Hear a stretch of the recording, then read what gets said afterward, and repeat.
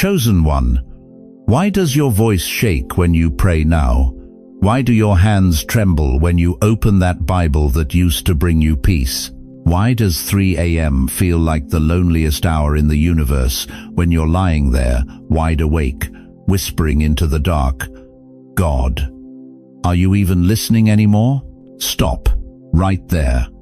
Don't you dare close this video, because what I'm about to tell you will shatter the silence that's been suffocating your soul. Picture this, and I know you know this scene by heart. It's 3:17 inches the morning. The clock on your nightstand glows green in the darkness. Your hand is pressed against your chest because your heart aches with a loneliness you can't explain to anyone. The refrigerator hums in the kitchen. The house settles with little creaks. But heaven? Heaven feels like a disconnected phone line, like an old radio that suddenly went to nothing but static. You whisper, Lord, are you still there? And the silence screams back. I'm talking to the 70-year-old grandmother who used to feel God's presence like a warm blanket. Now you feel nothing. I'm talking to the 82-year-old widower who prays the same prayer you've prayed for 6 years, and heaven feels like it changed its number. I'm talking to every single one of you who thought growing old meant growing closer to God, but instead, it feels like He's growing further away. Here's the truth they don't tell you in church.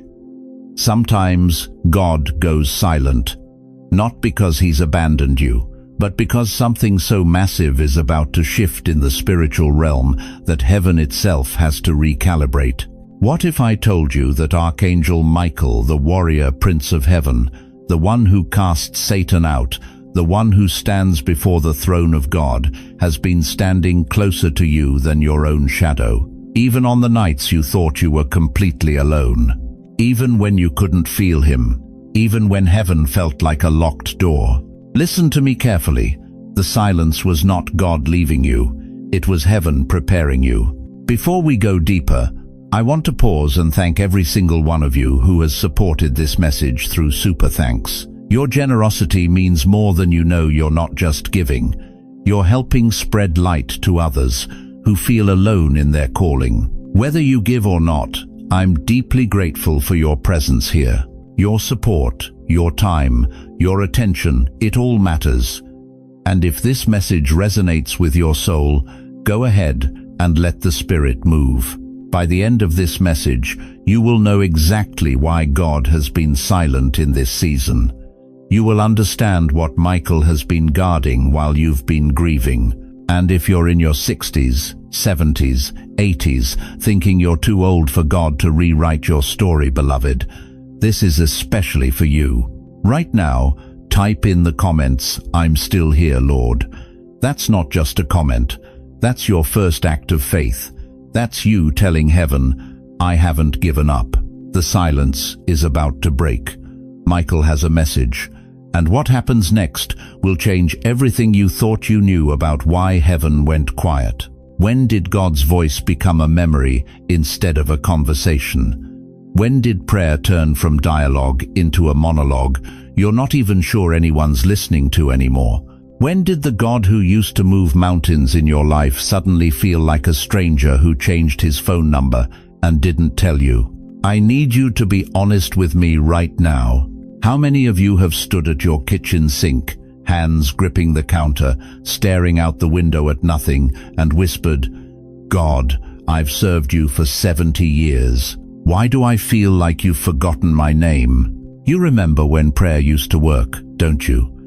You remember laying hands on your children when they were sick and watching fever break by morning. You remember crying out for provision and watching God open doors you never even knocked on. You remember feeling His presence so thick in your little apartment in Queens or your brownstone in Brooklyn that you could almost reach out and touch Him. But now your prayers feel like they're hitting the ceiling and falling back down like dead birds. Let me paint you a picture I know is hanging in your heart right now. Your husband of 47 years is gone. The bed is too big. The house is too quiet. And you pray, oh, how you pray. You beg God to take away this ache that sits in your chest like a stone. You ask Him to give you a reason to get up in the morning. You plead with Him to let you feel something other than this crushing loneliness. And heaven says nothing. Your daughter lives in California now, your son in Texas. The grandkids you raised stories about Jesus to, they're too busy with their screens to call. You pray for them every single night. Pray they'll come back to church. Pray they'll remember what you taught them. Pray they'll call more than once a month. Silence. You've got 7 pill bottles lined up on your bathroom counter. 7. Doctor appointments every other week. Your knees scream when you climb stairs. Your back aches when you garden. And you've prayed for healing. You've anointed yourself with oil. You've had the elders lay hands on you. You've done everything the Bible says to do. But that pain, it's still there every morning when you wake up. And the question that keeps you up at 3 a.m. is this: Lord, I saw you heal my neighbor's cancer. I watched you restore my friend's marriage. I witnessed you provide for complete strangers. So why, when I beg you for the same mercy, do you stay silent? You thought retirement would be golden years. But instead, it feels like a waiting room. Like you're just sitting here, watching the clock tick, waiting for God to either use you or take you home. And the cruelest part? He's doing neither. He's just quiet. David knew this feeling. The man after God's own heart, the giant killer, the king. He knew what it felt like when heaven went silent. Psalm 13 isn't a pretty worship song. It's a desperate cry. How long, O Lord, will you forget me forever? How long will you hide your face from me? Forever. David used that word. The man who wrote most of the Psalms, the one who danced before the ark, the one God called beloved, even he felt forgotten. And Job. Oh, Job, righteous Job who did everything right. He lost his children, his wealth, his health. He sat in ashes, scraping his sores with broken pottery. And for 37 chapters, his friends talk and theorize and explain. But God says nothing, not a word, not a whisper, just crushing, suffocating silence while Job's world burns to the ground. If it happened to David, if it happened to Job, why are you surprised it's happening to you? But here's what I need you to hear, and I need you to hear it deep in your bones.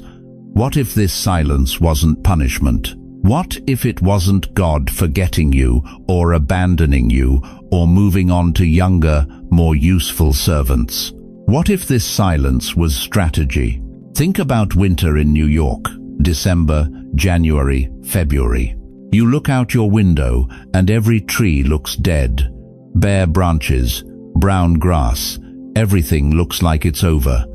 But beneath the frozen ground, something invisible is happening. Those roots are digging deeper, they're spreading wider. They're preparing for a spring so explosive that it will make up for every day of winter. The silence is your winter. But your roots are going deeper than they've ever been. Or think about this. You're sitting in a hospital waiting room. Your loved one is in surgery. Hours pass. No updates, no news.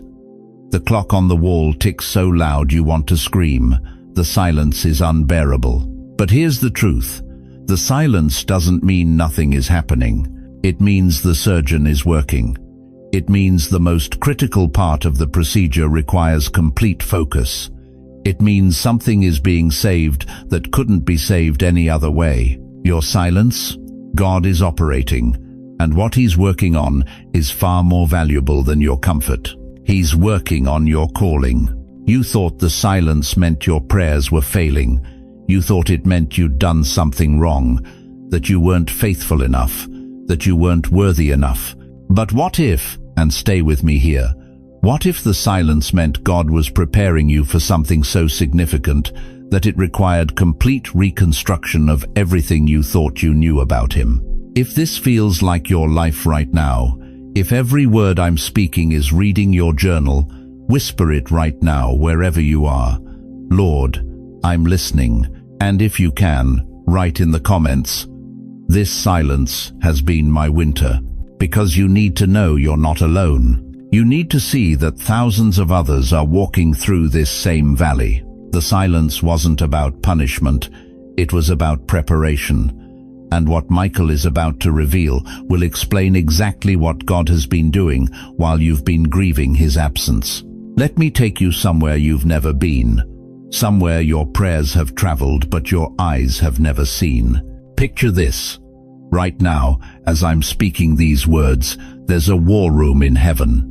Not a metaphor, not a fairy tale, a real command center where the fate of nations, families, and individual souls is being fought over with an intensity that would bring you to your knees. And in that room, standing at attention before maps of bloodlines and timelines and destinies, is Archangel Michael, the warrior prince, the one who threw Lucifer out of heaven, the one whose very name means "who is like God." And beloved, he's been studying your file. While you've been lying awake wondering if God remembers your name, Michael has been in heaven's war room, watching every single moment of your life unfold on a timeline that stretches from your birth to this very second. Every tear you cried into your pillow at 2 a.m., catalogued. Every lonely meal you ate staring at an empty chair across from you, witnessed. Every night you gripped the edge of your bed wanting to give up, he saw it all. Daniel chapter 10 reveals something that will blow your mind. Daniel prayed for 21 days. 21 days of nothing but silence from heaven. Can you imagine? 3 weeks of feeling abandoned, ignored, forgotten. But then an angel appears and says something shocking. "Do not be afraid, Daniel. Since the first day that you set your mind to gain understanding and to humble yourself before your God, your words were heard, and I have come in response to them. But the prince of the Persian kingdom resisted me 21 days. Then Michael, one of the chief princes, came to help me." Do you hear what that means? From day one, heaven heard Daniel. From the very first prayer, God dispatched the answer. But there was a war happening in the invisible realm that Daniel couldn't see. Michael had to fight his way through enemy territory just to deliver God's response. You've been living Daniel's story, haven't you? Praying for years, decades even, hearing nothing but silence. Meanwhile, Michael has been fighting battles in the heavens that you won't understand until you get to glory. But here's what's going to wreck you. God's silence didn't mean absence. It meant activity in another room. Think about Zechariah in Luke chapter 1. This priest walked into the temple to offer incense, and the angel Gabriel appeared to him with news that would change history. His wife Elizabeth, barren and old, would bear a son who would prepare the way for the Messiah. But because Zechariah doubted, Gabriel struck him silent. 9 months, not a word, not a sound. Complete silence until the day John the Baptist was born. The silence wasn't punishment, it was protection. It was God saying, "You can't speak yet because you don't understand what I'm doing. So, I'm going to make you wait until the miracle is in your arms before I let you announce it." Some of you are living in Zechariah's silence right now.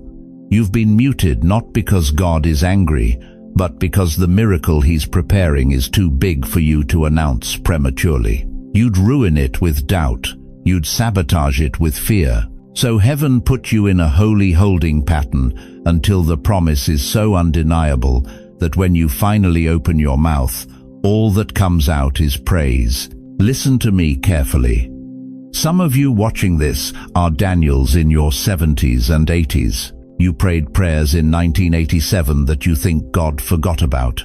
You whispered desperate pleas in 1995 that you think fell on deaf ears. You made covenants with the Almighty in 2003 that you think he never heard. But Michael hasn't forgotten your file. Heaven hasn't lost your paperwork. Every single prayer you've ever prayed has been recorded, stored, and is about to be answered with interest. While you heard nothing, heaven was orchestrating everything. While you felt abandoned, Michael was standing guard over your bloodline. While you thought God was silent, he was actually silencing the enemy's voice, so you could finally hear what heaven has been trying to tell you all along. You want to know what Michael has been seeing? He's been watching you survive what should have killed you. He's been witnessing you get back up when staying down would have been easier. He's been taking notes every time you chose faith over fear, trust over doubt, hope over despair. Michael has not been watching your failure. He's been guarding your assignment. But now we have to ask the question that's been burning in your chest this whole time. If God loves you, if Michael has been watching, if heaven has been active all along, then why? Why would a loving father choose silence when you were hurting the most? Why would he let you feel abandoned when all you wanted was to hear his voice? The answer is going to shock you, because the silence wasn't about you at all. There was a target, a real target, something the enemy wanted to destroy so badly that heaven had to go into lockdown mode to protect it. And in the next part, I'm going to tell you exactly what that target was, because once you understand what hell has been after, everything about your life is going to make sense. Every closed door, every unanswered prayer, every season of silence, it was all leading to this moment. If this is helping you see your life differently, don't you dare click away now. This next part might explain your entire last 20 years. Stay with me, because what Michael has been guarding is about to be revealed. Listen to me very carefully, because what I'm about to tell you is going to shatter every assumption you've made about why your life has been so hard. The enemy wasn't after your health. He wasn't primarily targeting your bank account. He wasn't even focused on destroying your marriage, though he attacked all of those things viciously. The real target was your voice, your identity, your bloodline, your assignment from heaven. You see, dear one, the devil is not stupid. He's been doing this for thousands of years. He knows something that most believers never figure out. If he can silence the voice of one chosen elder, he can mute an entire generation. If he can bury your testimony under disappointment and doubt, your grandchildren will never hear the sound of faith that could save their lives. Think about it. Why has the warfare been so intense in your 60s, 70s, 80s? The world says you should be slowing down, but the attacks got fiercer, the loneliness got deeper, the silence from heaven got louder. Why? Because the enemy saw what God planted in you 70, 80, 90 years ago. He saw the prayer warrior you'd become. He saw the wisdom you'd carry. He saw the generational chains you were destined to break. And he thought, if I can just keep them quiet long enough, if I can just convince them they're too old, too forgotten, too broken, their calling will die with them. But here's what hell didn't count on. Here's what makes demons tremble when they look at you right now. You're still here. You survived every attack designed to take you out early. You outlived the diagnosis they said would kill you. You made it through the depression that whispered end it all. You're still breathing, still believing, still fighting, even when you can barely remember why. That's not luck, beloved. That's Michael. The archangel assigned to guard what heaven values most has been standing between you and every arrow aimed at your destiny. Let me give you the Bible's proof. In Daniel chapter 10, the prophet prayed for 21 days and heard nothing from heaven. 21 days of silence. But then an angel appeared and said, "Do not be afraid, Daniel. Since the first day that you set your mind to gain understanding and to humble yourself before your God, your words were heard, and I have come in response to them. But the prince of the Persian kingdom resisted me 21 days. Do you understand what that means? Daniel's prayers were heard immediately, but there was warfare in the heavens blocking the answer. Michael himself had to come fight. Your silence wasn't God ignoring you. It was heaven fighting for you. God allowed the stillness. He permitted the quiet, not because he was absent, but because he needed to perform surgery on your soul that could only happen when everything else went silent. Think of your life as a mighty tree. You've stood for decades, weathering storms that snapped younger trees in half. But some of those storms, the betrayals, the losses, the disappointments, they weren't sent to destroy you. They were sent to break off diseased branches. The bitterness that was poisoning your fruit, the fear that was blocking your growth, the shame that was stealing your strength. God let the storms come so new fruit could grow. The fruit of wisdom, the fruit of tested faith, the fruit of a testimony so powerful that when you finally speak it, hell itself will have to back down. But the enemy wanted to silence you before you discovered what you carry. Your voice, dear one, is a key, not just any key. It's the key heaven needs to unlock doors in your family that have been bolted shut for generations. Your grandmother prayed prayers over your bloodline that haven't been answered yet because they were waiting for your voice to call them down from heaven. Michael has watched your family line for decades. He knows the prayers your grandmother whispered on her knees at 4 a.m. He remembers the tears your mother cried when she thought no one was watching. He witnessed the promises spoken over you as a child, even if you've forgotten them. And he's been guarding you through every battle, because heaven knows when you finally open your mouth and speak your testimony, when you finally step into your identity as a chosen vessel, when you finally break the silence that's held your family captive, everything changes. The enemy thought if he could keep you broke, you'd be too distracted to pray. If he could keep you sick, you'd be too weak to worship. If he could keep you isolated, you'd be too lonely to prophesy.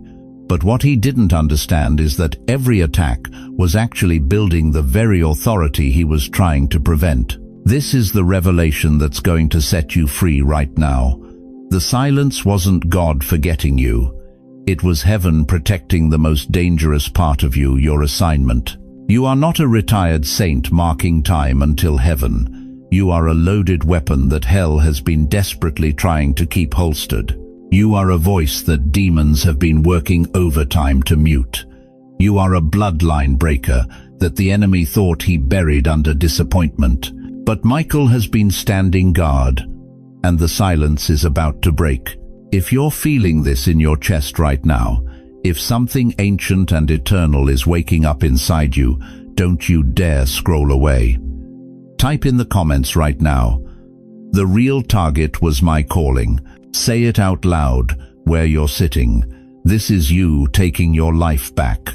This is you announcing to heaven and hell that you finally understand why the warfare was so intense. You weren't under attack because you were weak. You were under attack because you're dangerous. And now that you know what the real target was, now that you understand why Michael has been so close, you need to hear what he's been trying to tell you this whole time.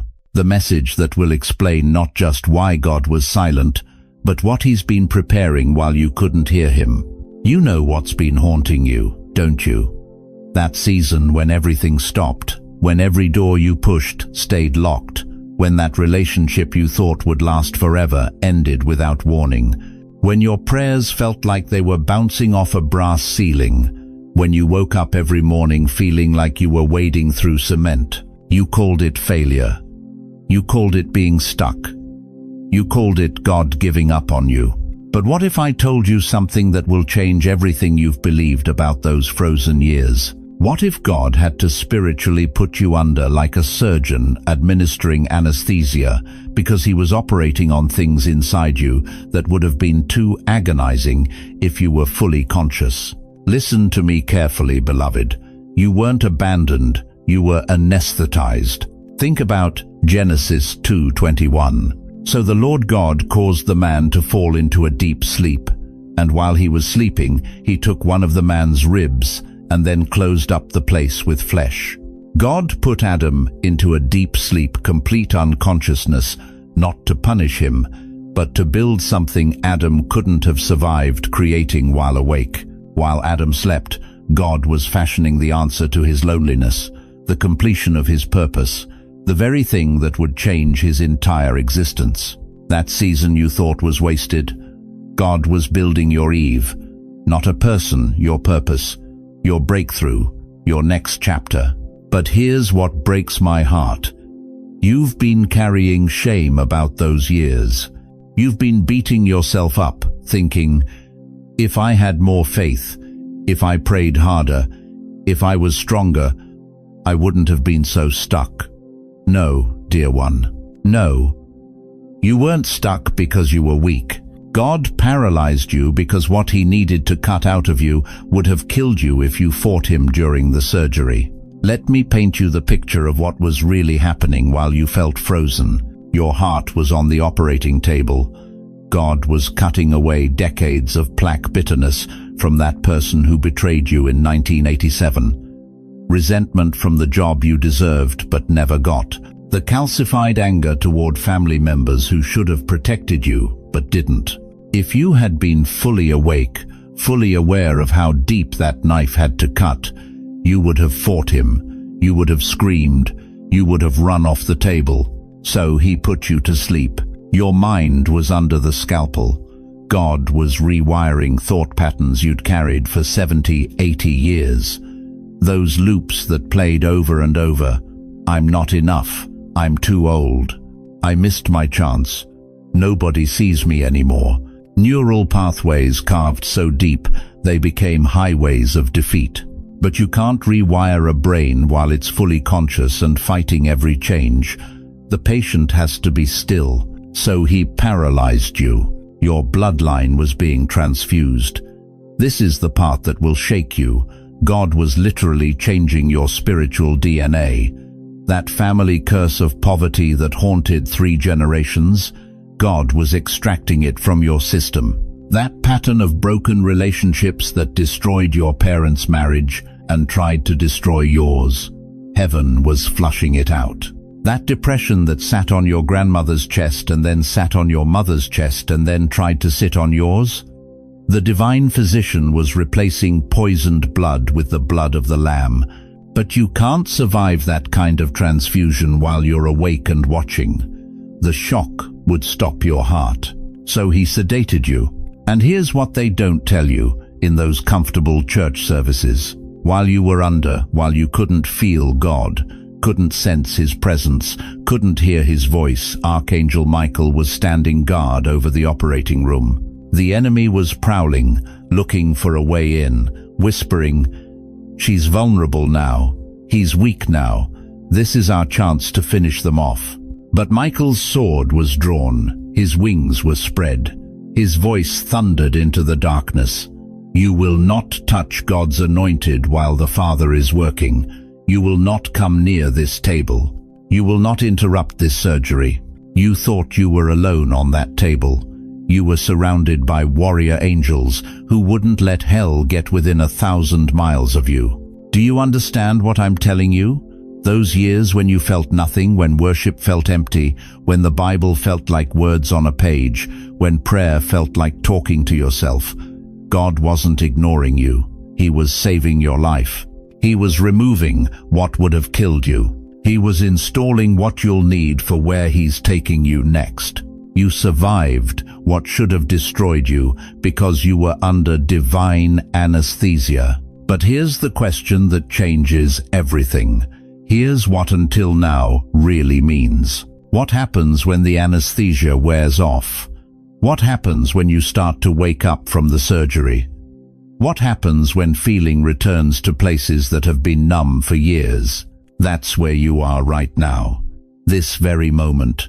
You're waking up. The surgery is complete. And Michael is about to step back and say, "Father, they're ready. You can wake them now." If you've felt spiritually paralyzed, if you've spent years wondering why you couldn't move, couldn't grow, couldn't break free, just whisper right now, "Lord, thank you for not letting me die on the table." Because, beloved, you weren't abandoned during the silence. You were being reconstructed for your last and greatest chapter. And what God removed while you slept, is nothing compared to what he's about to release now that you're waking up. But waking up from divine surgery comes with something most people aren't prepared for: pain. Holy pain. The kind that tells you you're alive again. And that's exactly what we need to talk about next. You want to know what God was doing while you were suffering in that silence? You want to know why he didn't answer when you cried out night after night? Let me tell you something that's going to change everything you thought about those dark years. He was watching. Not watching like a distant observer, not watching like someone who doesn't care. Michael and the armies of heaven were watching you pass the most important test of your entire life. And most of you had no idea you were even being tested. Listen to me carefully. There are 3 things heaven was measuring during your silence. 3 things that mattered more than every prayer you ever prayed out loud. 3 things that determined whether you were ready for what's coming next. The first test was faith without feelings. You know what I'm talking about, don't you? There was a time when you felt God. When you walked into church and his presence was so thick you could hardly breathe. When you opened your Bible and the words leaped off the page like they were written just for you. When you prayed and the goosebumps ran down your arms because you just knew he was right there. But then it stopped. The feelings dried up like a river in August. You'd open that same Bible and the words looked flat, dead. You'd pray and it felt like talking to your bedroom wall. You'd worship and feel absolutely nothing. And here's what heaven was watching. Would you keep going anyway? 1 Peter 1-7 says your faith is being tested by fire so that it may be found genuine, not your feelings, your faith, because feelings are cheap. Feelings come and go with your blood pressure medication. But faith, real faith, that's what holds steady when every emotion tells you to quit. Every Sunday morning you dragged yourself to church even though you felt empty. Michael saw that. Every night you whispered, "I trust you, Lord." Even though you didn't feel anything, that prayer shook the heavens. Every time you opened that Bible, even though the words felt dead, you were building something in the spirit realm that your natural eyes couldn't see. You didn't know it, but you were becoming dangerous. Because the enemy can manipulate your feelings. He can mess with your emotions. He can make you feel abandoned, forgotten, worthless. But he cannot touch faith that doesn't need feelings to survive. The second test was character under pressure. James 1-2-4 tells us to consider it pure joy whenever you face trials, because you know that the testing of your faith produces perseverance, and perseverance must finish its work so that you may be mature and complete. Heaven was watching how you responded when life crushed you. Would you turn bitter? Would you become cruel? Would you curse God and die like Job's wife suggested? Think about it. Your spouse died and left you alone after 53 years of marriage. Your children stopped calling. Your body started failing piece by piece. Your savings disappeared into medical bills and prescription costs. You had every reason to become angry, resentful, hard, but you didn't, did you? Oh, you had moments. You had nights when you screamed at God. You had days when you questioned everything. But deep down, in that place where your true character lives, you chose not to let the pain turn you into someone you weren't. You chose not to become bitter. You chose not to give up on love. That clerk at the pharmacy who was rude to you, you were kind anyway. That nurse who treated you like a number, you smiled at her anyway. That neighbor who never checks on you, you still pray for them anyway. You think those moments don't matter? You think heaven wasn't watching every single act of kindness you offered while your own heart was breaking? Michael wasn't just fighting for you. He was witnessing your faith. Your quiet endurance is recorded in heaven's archives. Every tear you wiped away instead of letting it turn into bitterness. Every kind word you spoke when cruelty would have been easier. Every moment you chose love when hate was knocking at your door. The third test was stewardship of small things. While you were waiting for God to do something big, He was watching how you handled the small things, how you treated the person who delivered your groceries, whether you said thank you to the doctor who's seen you 100 times, if you still prayed for your family, even when they forgot about you. Jesus said in Luke 16:10, "Whoever can be trusted with very little can also be trusted with much." Heaven doesn't promote people who can't handle obscurity with grace. God doesn't hand authority to those who need applause to stay faithful. You didn't know it, but every time you said, "Thank you, Lord," from that hospital bed, it rang through heaven louder than a stadium full of worshippers. Every time you blessed someone with your last $20, angels took notice. Every time you chose gratitude when you had every reason to complain, you were qualifying for something bigger than you can imagine. Now listen to me. This is critical. You did not fail this test. The fact that you're still here, still listening to this message, still breathing, still believing even a little bit, that is proof. You passed more than you know. The silence didn't destroy you. The darkness didn't consume you. The loneliness didn't kill your faith. You survived what was designed to break you. And survival is not just endurance, it's victory. Type it right now in the comments. I didn't fail. Say it. Let shame break off you right now. Let guilt release its grip. Let the lie that you're not good enough shatter into a million pieces. And if you're brave, if you're ready to let your testimony become someone else's breakthrough, write one sentence. Here's where I kept trusting God. That one sentence might be exactly what another soul needs to hear to keep going. Because here's what Michael has been protecting all this time. Here's why the silence had to last as long as it did. What you're about to discover will explain why heaven went quiet, and why it's about to get very, very loud. Let me tell you what just happened in the throne room of heaven. For years, maybe decades, there's been a file with your name on it. Not lost, not forgotten, not buried under newer, younger, more relevant cases. Your file has been sitting on Michael's desk the entire time, and stamped across the front in letters that burn with holy fire are two words: strategic timing. You thought God went silent because you did something wrong. You thought the heavens closed because your prayers weren't good enough anymore. You thought maybe at 75, at 82, at 90 years old, God had moved on to more important assignments with people who had more years left to give. But what if I told you the opposite is true? What if the silence wasn't God pulling away? It was God pulling back the hammer before he releases the most powerful shot of your entire life. Until now. Those two words change everything. Ecclesiastes 3:1 says, "To everything there is a season, and a time to every purpose under heaven." Your season of silence? It had a purpose. It had an expiration date. And beloved, that date just hit. Think about Lazarus. 4 days dead in that tomb, Mary and Martha weeping, saying, "Lord, if you had been here, our brother wouldn't have died." But Jesus waited. He stood back while they buried him, while the stone was rolled, while hope died in their hearts. Why? Because he wasn't interested in healing a sick man. He was preparing to resurrect a dead one. Your situation looked dead. Your dreams looked buried.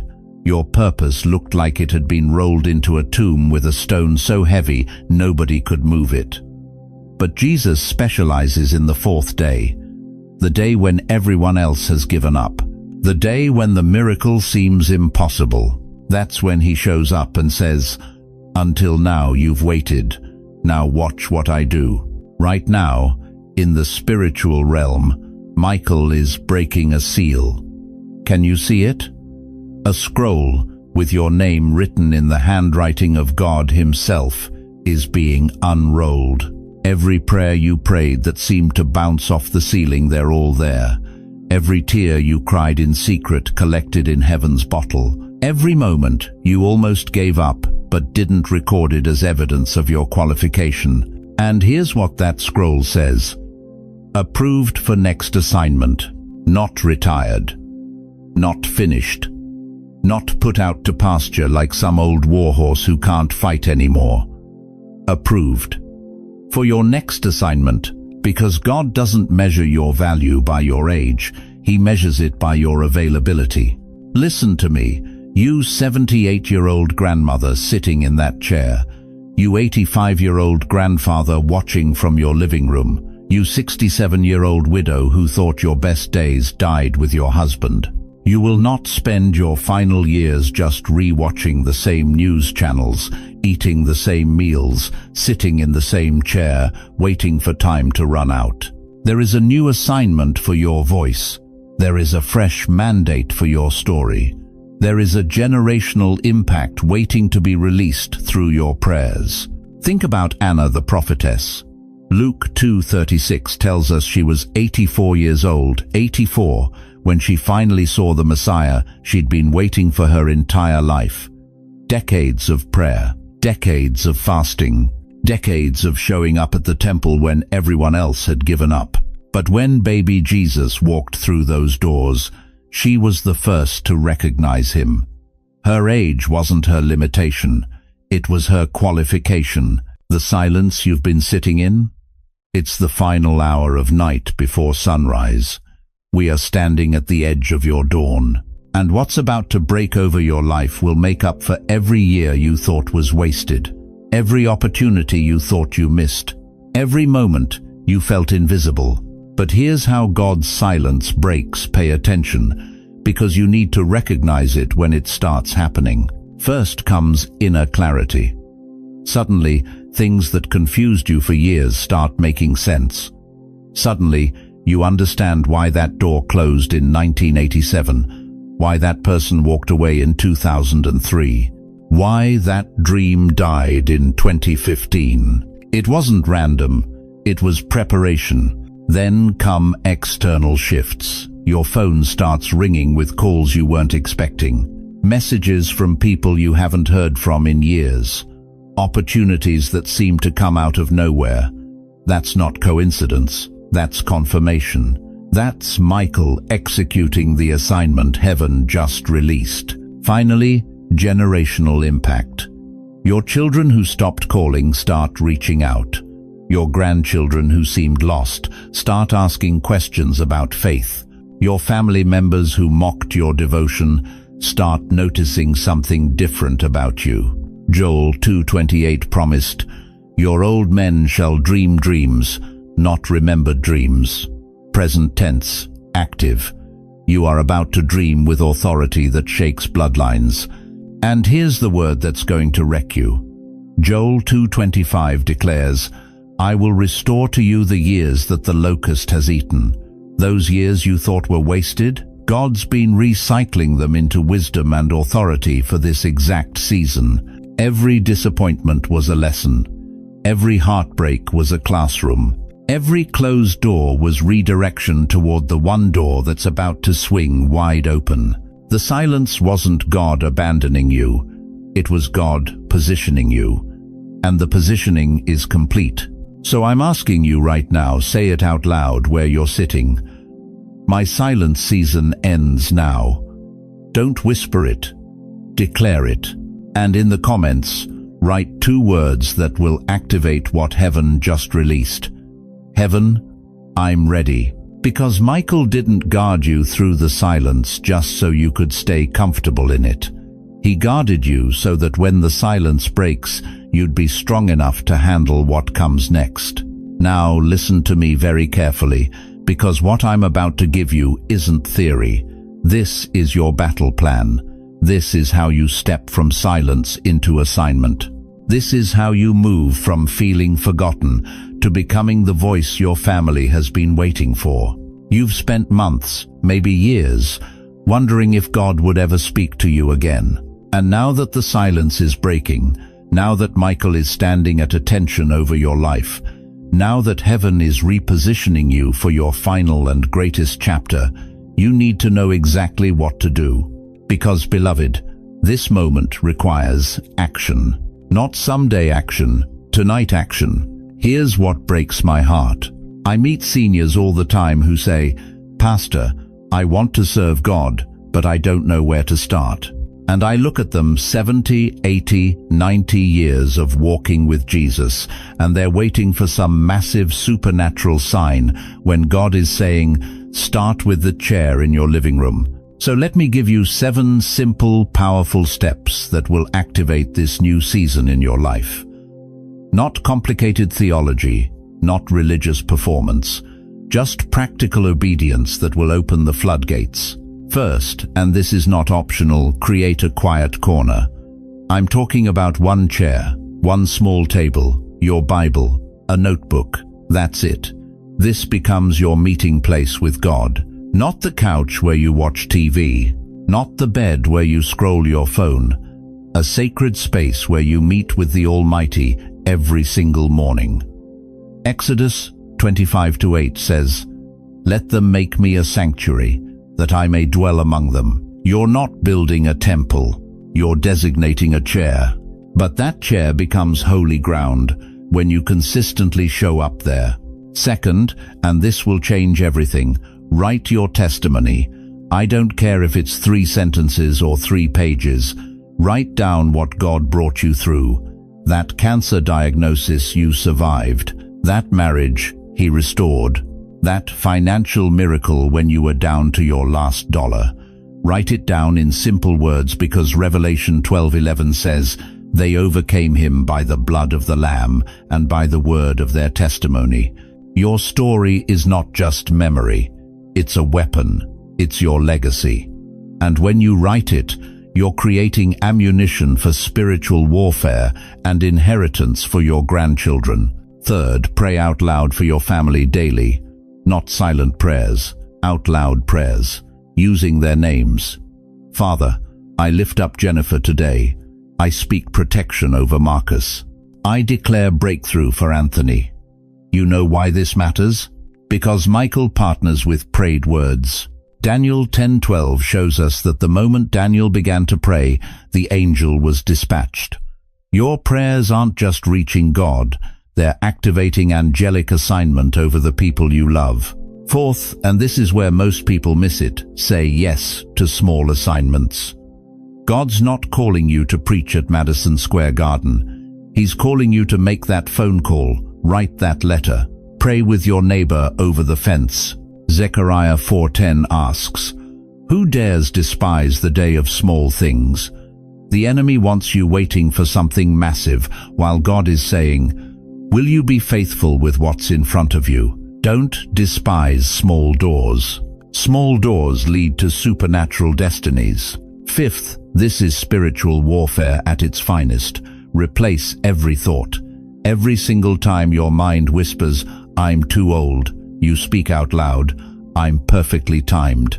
Every time the enemy says, "You've missed your chance," you declare, "God's timing is never late." Romans 12:2 tells us to be transformed by the renewing of our mind. That renewal happens when you stop agreeing with hell's narrative and start speaking heaven's truth. You're not retiring from purpose, you're refiring into destiny. Sixth, guard your atmosphere like your life depends on it. Because it does. Turn off the fear-based news that's pumping anxiety into your living room 24 hours a day. Limit the TV shows that glorify darkness. Instead, fill your home with worship music. Listen to sermons. Play scripture throughout your house. Philippians 4:8 says, "Whatever is true, whatever is noble, whatever is right, think about such things." You become what you consume, and if you're consuming fear, you'll produce fear. But if you're consuming faith, you'll produce miracles. Seventh, expect signs. Not because you're superstitious, but because you're expectant. Peace flooding your chest when you pray. Divine conversations with strangers that confirm what God spoke to you. Scriptures jumping off the page like they were written specifically for this moment. God said in Jeremiah 33:3, "Call to me and I will answer you and tell you great and unsearchable things you do not know." He's not playing games. He's speaking. And when you position yourself to hear, you will hear. Now here's what you need to understand. You're not at the end of the book. You're at the start of the final chapter. and final chapters in God's stories are always the most powerful. Moses at 80, Abraham at 100, Anna at 84. Their greatest moments came in what the world called their sunset years. But there is no sunset when you walk with the sun. Before you go to bed tonight, not tomorrow, tonight I want you to do one of two things. Either write one page of your story or pick up that phone and call someone who needs to hear a word of encouragement. That's it. That simple act tells heaven, I'm ready for the next assignment. God is not just restarting conversation with you, beloved. He's releasing you as a voice in your family and generation. The silence is over. Michael is standing guard, and your assignment is waiting. But there's something else you need to know. Something Michael wants you to understand about why this moment, this exact season of your life, carries weight that eternity is watching. You know what breaks my heart right now? I can see you, sitting there in that small apartment where the walls know your voice better than your own children do. Maybe you're in that nursing home room where the staff is kind but nobody really knows your story. Maybe you're in that house that used to be full of noise and laughter, but now it's just you and the memories that won't let you sleep. You felt it, haven't you? Overlooked, passed by. Your family gets too busy to call back. The church you served for 40 years barely notices when you're not there anymore. And God, oh beloved, you've wondered if even He has moved on to younger, stronger vessels. But listen to me with every fiber of your being. Heaven has never lost sight of you. Not for 1 second. Not for one breath. Not for one heartbeat. While you thought you were forgotten, Michael, the mighty archangel who stands in the very presence of God, has been standing guard over you. Not the cartoon version with pretty wings. I'm talking about the warrior prince who cast Satan out of heaven. The one whose very presence makes demons tremble. The one who Daniel saw and fell on his face because the glory was too much for human eyes. That Michael has been watching over your bloodline while you've been crying yourself to sleep. Right now, as we prepare to pray, I need you to do something. Close your eyes if you can. Take your hand and place it on your chest. Feel that heartbeat? That's not just biology. That's proof you're still here for a reason. God doesn't keep people alive by accident. Father, I come before your throne right now, and I'm bringing every single person watching this message. The 78-year-old widow who hasn't heard your voice in 3 years. The 85-year-old man who wakes up wondering why he's still breathing when everyone he loved is gone. The grandmother whose grandchildren don't visit anymore. The senior who sits in that chair by the window, watching the world go by, feeling like life left them behind. Lord, I repent on their behalf for the bitterness that crept in when you were silent. Forgive us for the nights we gave up. Forgive us for believing the lie that our best years are behind us. Forgive us for thinking you forgot our names. But God, tonight we accept your timing. We accept that the silence wasn't abandonment, it was strategy. We accept that you've been preparing something so massive in the spiritual realm that it required this season of recalibration.